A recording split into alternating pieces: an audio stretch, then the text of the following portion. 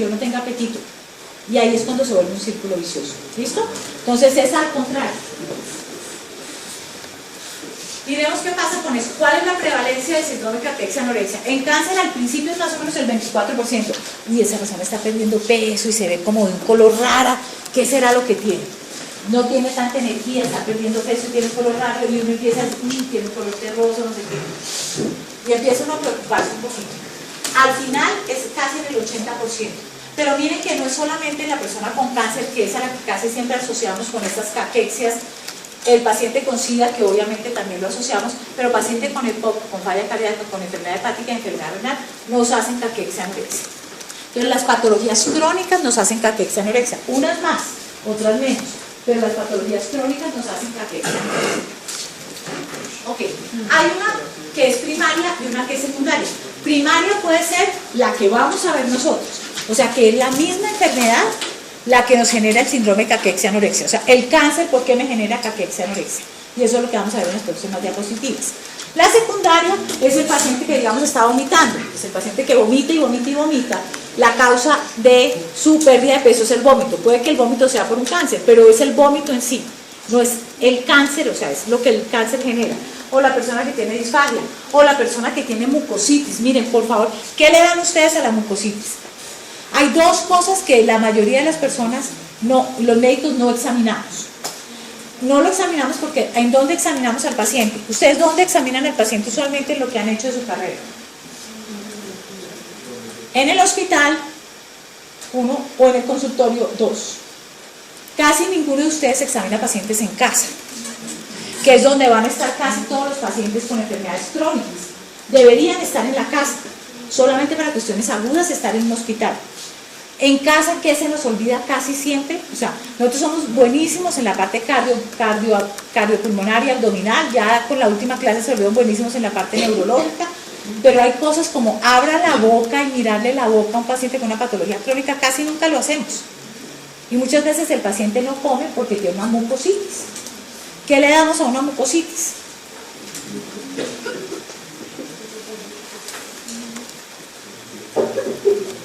Ustedes llegan y ven a una persona con la boca llena de aftas, etcétera, y no puede comer por eso.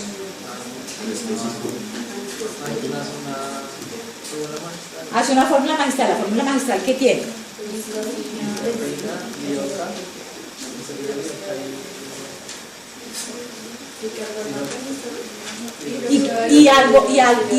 Generalmente ketoconazol.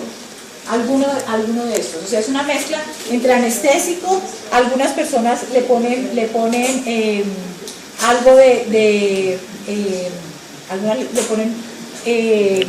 ketoconazol y ponen también, o sea, o nistatina o ketoconazol, generalmente más nistatina que ketoconazol, no ketoconazol sino nistatina, con lidocaína, y hace uno la mezcla y le dice a la persona, se la coloca y le dice que se la pase, porque si la persona tiene mucositis aquí en la cavidad oral, es muy posible que también a nivel esofágico esté absolutamente lleno de úlceras o de vesículas, etc. Muchas veces no comen, es por eso. El estado catabólico, la infección genera pérdida de peso, la diabetes y la inactividad también, como lo veremos con la doctora María Leonor Rengifo en próximas clases. Entonces, lo que vamos a nosotros centrarnos es en la parte de arriba. Ok. Y aquí quiero que todos me pongan atención. Esto no es sanación, esto es lo que hacemos normalmente con los pacientes en la parte farmacológica. Quiero que me pongan atención para que entendamos el hit de lo que es la caquexia y la anorexia, y con eso ustedes le puedan explicar a los pacientes, de pronto si deciden no nutrirlos, ¿por qué no los nutren? ¿Ok? Miren, si yo tengo, pongamos, aquí lo pusieron como tumor, si yo tengo un cuerpo extraño, ¿ok? Un cáncer. ¿Qué va a hacer su cuerpo cuando empieza a tener eso? Buscar defenderse. Y empieza a liberar una cantidad de citoquinas proinflamatorias. Como lo que hacemos siempre. La inflamación, acuérdense que es una respuesta que tiene el organismo, una respuesta fisiológica del organismo, como el dolor. Entonces, si ustedes tienen un cuerpo extraño, van a hacer una respuesta inflamatoria para tratar de defenderse de ese cuerpo extraño. Entonces, cuando ustedes empiezan, van a tener una gran cantidad de liberación de citoquinas proinflamatorias. Van a tener interleuquina 1, interleuquina 6, factor de necrosis tumoral alfa, interferón gamma. Van a tener una gran liberación de sustancias proinflamatorias. ¿Listo? ¿Qué pasa con esta gran liberación de sustancias proinflamatorias? Van a ir a dos tejidos que son tejidos blancos, el músculo esquelético estriado y el tejido adiposo. ¿Ok? Y al ir a estos dos sitios, van a actuar sobre las proteínas y van a actuar sobre el tejido graso y van a generarnos unos cambios que ya les voy a mostrar ahorita. ¿Qué pasa en las proteínas y qué pasa en el tejido graso? ¿Y por qué entonces perdemos grasa y perdemos músculo? Y empezamos a hacer todo ese proceso de caquexia. ¿A raíz de qué? ¿De dónde sale? De toda una respuesta inflamatoria. O sea, lo interesante aquí es que todo el proceso de caquexia es una respuesta inflamatoria. Yo no sé si a ustedes les parece chévere, pero a mí me parece súper chévere entender que esa pérdida de peso en pacientes con cáncer es por una respuesta inflamatoria. ¿Ok? Entonces, vamos a ver una serie de alteraciones a nivel del metabolismo y vamos a generar todo el proceso de caquexia. Vamos a ver cómo nos ocurre. Alguien hablaba durante un tiempo que es que el crecimiento del tumor se iba comiendo todos los nutrientes. Eso es parte también de la explicación que se da. Pero toda esta respuesta inflamatoria es el proceso más grande de por qué empezamos a tener alteraciones a nivel de proteínas y lípidos, y esto que es muy importante, que se empieza a generar y empezamos a tener toda una producción de leptinas. ¿Ok? Que son las que van a ir al centro de la saciedad a hacer que la persona no tenga apetito. Entonces miren lo interesante, se produce una respuesta inflamatoria que va a actuar sobre proteínas y lípidos y ya les voy a decir qué va a hacer. O sea, empezamos a perder peso y en la medida en que empezamos a perder peso por esta respuesta inflamatoria, produzco sustancias que me van a bloquear el centro del apetito. Entonces voy a dejar de comer también. ¿Listo? Entonces pierdo peso y al perder peso empiezo, señora, a perder apetito. El hecho del diagnóstico o el hecho de que el paciente sea consciente de que ahora tiene cáncer el hecho de que la persona, ahí hay dos cosas interesantes. El hecho de que la persona sepa que tiene cáncer puede de pronto hacer que la persona pierda el apetito, sí, pero no que haga que pierda toda esta cantidad de peso. ¿A qué voy? Cuando una persona recibe una mala noticia, por todo lo que ocurre, puede que la persona entre en un estado en el cual esté deprimido, etcétera, y la depresión puede ir de la mano con no sentir tanto apetito. Pero eso no es lo que va a hacer que el paciente pierda toda esta cantidad de apetito, es toda esta respuesta inflamatoria. ¿Okay? La persona con esas malas noticias pierde el apetito, pierde el sueño, toda esta cantidad de cosas que se ven. Ok, entonces vamos a pasar estas para poder hacer la siguiente parte y ver, quedarnos ya acá. Todas estas son citoquinas proinflamatorias, o sea, procaquéticas, que ya hablamos, interferón gamma, interleuquina alfa, interleuquina 1 y 6, son, la 2 y la 12 también, son sustancias que van a generar que podamos tener alteraciones a nivel de proteínas y de tejido graso. El estado catabólico de malnutrición es, la caquexia tiene esto, es una pérdida de peso excesiva acompañado de un aumento de la tasa metabólica y una disminución de la masa corporal.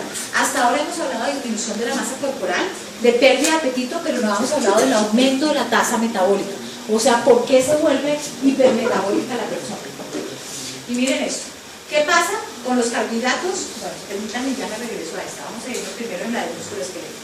Miren lo interesante que ocurre con todas estas sustancias proinflamatorias cuando llegan al músculo estriado interesquelético, no, esquelético. Van a fijarse, hablamos, aquí tenemos interferón gamma y factor de necrosis tumoral alfa. Se fijan a receptores que tenemos a nivel del músculo esquelético y van a hacer dos cosas que son caóticas. Una es que van a generar proteólisis, o sea, rompen las cadenas pesadas de miocina. O sea, el músculo que ya hay, las proteínas que ya hay, las van degradando. Y por el otro lado, actúan sobre el RNA e impiden la formación de nuevos aminoácidos para formar más proteínas. O sea, el músculo que ya hay lo degradan y no permiten la formación de nuevo músculo. O sea, acaban con el tejido muscular y no permiten que se regenere, que haya más aminoácidos. O sea, esa gran cantidad de sustancias proinflamatorias están acabando con el músculo esquelético e impidiendo que se forme más músculo esquelético. Entonces empezamos a perder músculo. No solamente grasa, como veremos ahorita, sino músculo también. Lo cual es súper serio. Y por el otro lado, miren lo que pasa en el tejido adiposo. En el tejido adiposo, las citoquinas,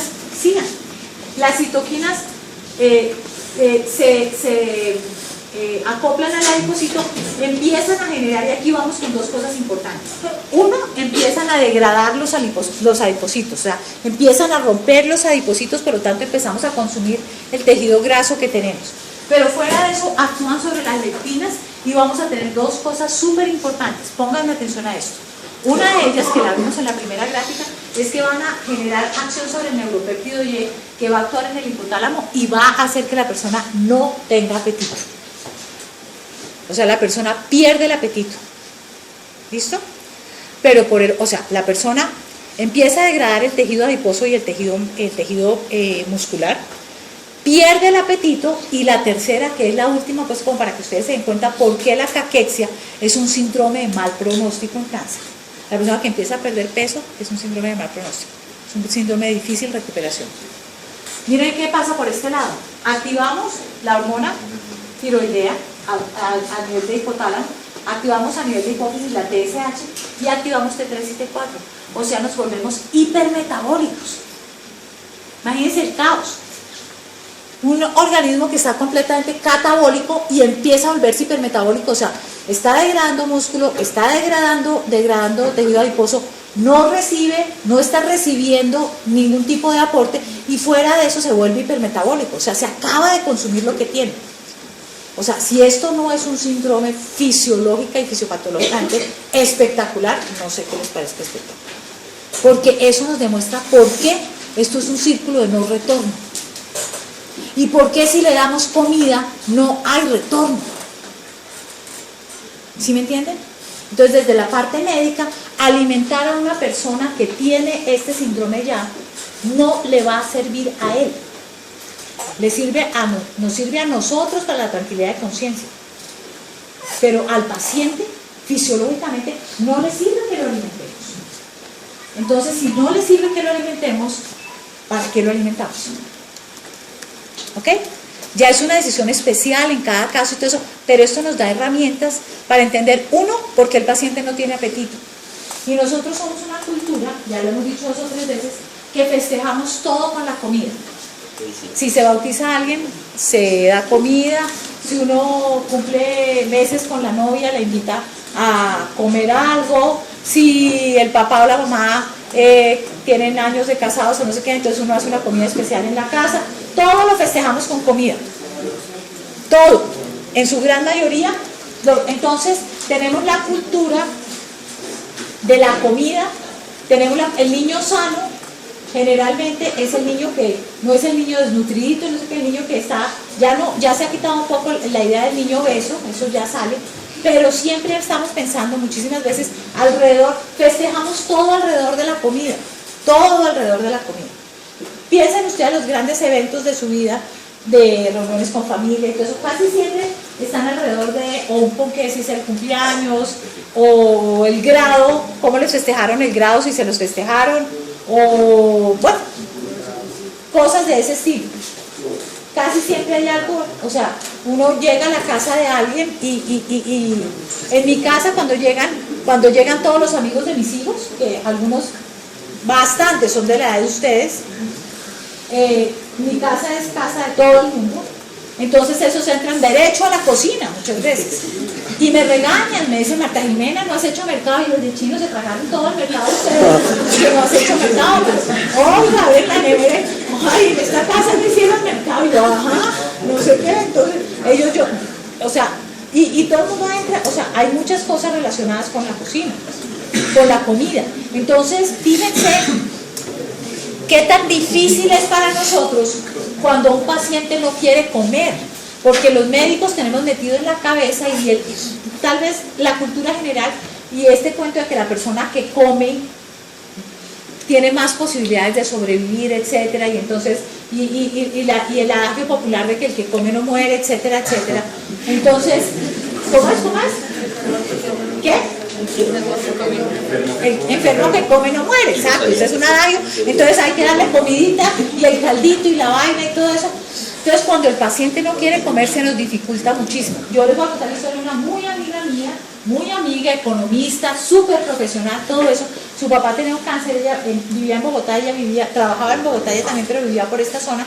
Entonces decidió que a la hora del almuerzo era el momento en que podía ir a acompañar a su papá, porque ella vivía por acá y trabajaba en Bogotá y su papá vivía en Bogotá. Entonces siempre llegaba a la hora del almuerzo donde su papá. Y empezó a tener las discusiones más absurdas con su papá, porque su papá no comía. Y papá, pero es que no comes, papá, pero ayúdate, pero es que papá la quimioterapia y si tú no comes, papá y la radioterapia y si tú no comes, y papá y no sé qué. Papá se murió. Y después de un tiempo hablamos y me decía, si yo hubiera invertido todo ese tiempo que me la pasé peleando con mi papá para que comiera, porque él decía, yo no tengo hambre, no tengo hambre, en otras cosas, en hablar de otras cosas. Entonces ellos no sienten apetito por esto. O sea, créanle al paciente cuando no quiere comer. Lo difícil es el familiar, pero si ustedes se sientan con el familiar y le explican por qué no come, que hay unas sustancias que se producen, que van al centro, no tienen que entrar con las leptinas que viajan por no sé, no, porque las sustancias se producen y van al centro del apetito y bloquean el centro del apetito. Entonces no tiene deseos de comer. Entonces si ustedes ven, es un paciente que está hipermetabólico, que no recibe aporte y que fuera de eso está catabólico. Entonces calculen, es un síndrome catabólico, hipermetabólico con un bajo aporte, con problemas de bajo aporte. Eso es un círculo vicioso de muy difícil retorno. Por eso, por eso uno de los síntomas pronósticos en cáncer es caquexia. Cuando ustedes, hay unas tablas, la próxima vez vemos tablas, cuando a ustedes les dicen cuánto tiempo me queda de vida, que es una pregunta muy compleja y muy compleja de contestar, y yo tengo un médico general de mi programa domiciliario que aprendió a hacer el PPI y el PPS, que nos daban los aproximados, y entonces iba diciendo, no, le van quedando como un mes, y yo, a ver, pues esto es para nosotros, para saber qué hacemos, para saber si lo nutrimos o no, pero no para andar, ¿sí me entienden? No se preocupen, 22 días, le quedan 21 días, ya le quedan 20, vamos en 19, para nosotros, si es 17, 18, 15, le quedan solo 2 semanas, no. ¿Para qué sirve? Para nosotros.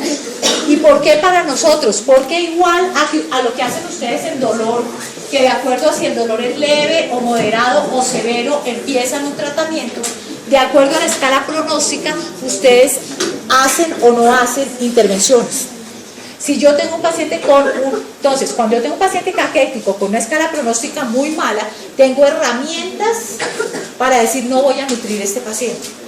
Y puedo sentarme a hablar con la familia. Muchas veces las familias están de acuerdo, muchas veces las familias no están de acuerdo. Es muy raro que el paciente tenga hambre. Hay casos específicos en que el paciente quiere seguir comiendo, aún a pesar de que no pueda. Y esos casos son súper complicados. El paciente que uno dice, se va a aspirar, y el paciente, yo quiero comer, tengo hambre. ¿Ustedes qué hacen? Ahí es donde los libros y el día a día se oponen. ¿Qué hacemos con el paciente que tose? Que tose y usted se va a broncoaspirar. Y el señor, no, es que tengo hambre. Es un paciente terminal, ¿no? No es el muchacho joven que vamos a decir, no importa que se broncoaspire, no. Es un paciente terminal. ¿Qué le hacemos? ¿Qué hacemos con el paciente terminal diabético que se quiere comer 3 chocolatinas Jet? ¡Se las coma! A ver, que se las coma. ¿Ok? El hipertenso que quiere echarle sal a la comida. La doctora Ortegón, que va a venir a hablar con ustedes, teníamos un paciente que siempre se tomaba sus whiskycitos. Y entonces, un día, todos los médicos que no puede tomar trago, que no sé qué, y nosotros decidimos cuál podría ser la prescripción de whisky. O sea, entonces dijimos, bueno, no se va a tomar todo el que quiere, porque vivía solo, y entonces el problema era que vivía solo y se nos podía caer y se nos fracturaba. Pero dijimos, bueno, pongamos entonces uno cada 2 horas. O sea, podemos prescribirlo de forma que no se nos caiga, porque el problema era que se cayera y se fracturara. Y obviamente conseguimos un cuidador para que estuviera con el paciente. Entonces, obviamente no es tómese los 2 whiskies, sino conseguimos el cuidador. ¿Qué hacemos con el paciente? ¿Qué hacemos con el paciente que sabemos que se nos puede broncoaspirar, pero que tiene apetito? Que no es lo usual. Usualmente no tienen apetito. Perdón, 2 minutos. Miguel, estoy en clase, ¿te puedo llamar en un ratito a las 9? Listo, ok, chao.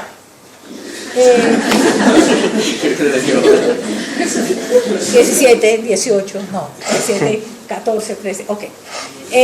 No, este es un enfermero que trabaja conmigo. Ok, ¿qué hacemos con el paciente que se nos puede broncoaspirar, que tiene riesgo